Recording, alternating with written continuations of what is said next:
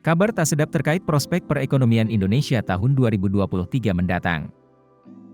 Prospek perekonomian Indonesia tahun 2023 diperkirakan tak cemerlang seperti perkiraan awal.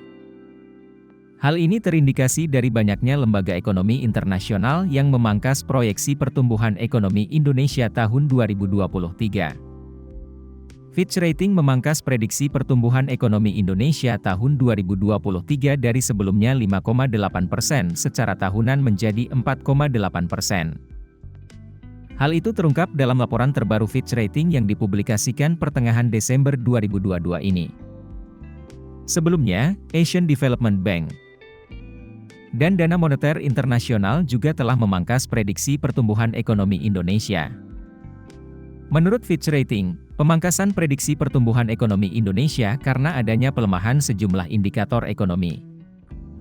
Itu antara lain melemahnya permintaan, baik dari dalam negeri maupun luar negeri. Faktor lainnya adalah lonjakan inflasi yang membuat Bank Indonesia mengerek suku bunga acuan.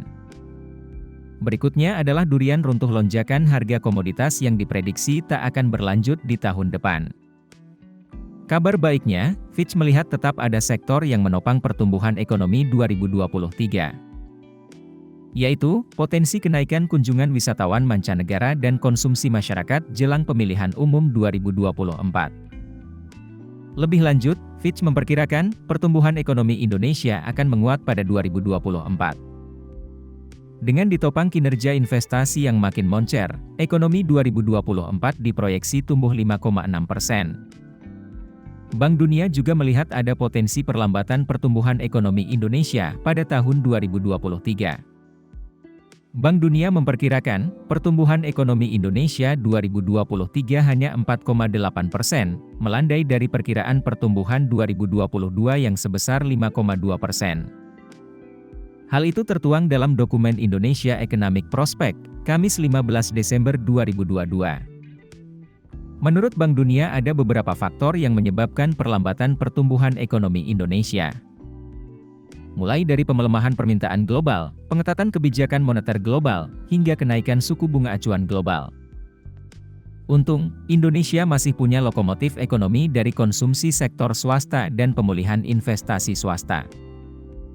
Meski demikian, pemerintah masih optimistis dengan target pertumbuhan ekonomi yang dalam Undang-Undang APBN 2023 ditetapkan sebesar 5,3%.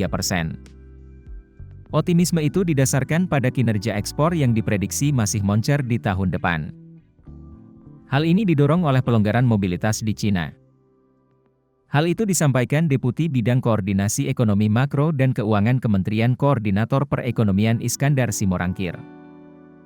Maklum, ekspor Cina berkontribusi 22% dari total ekspor.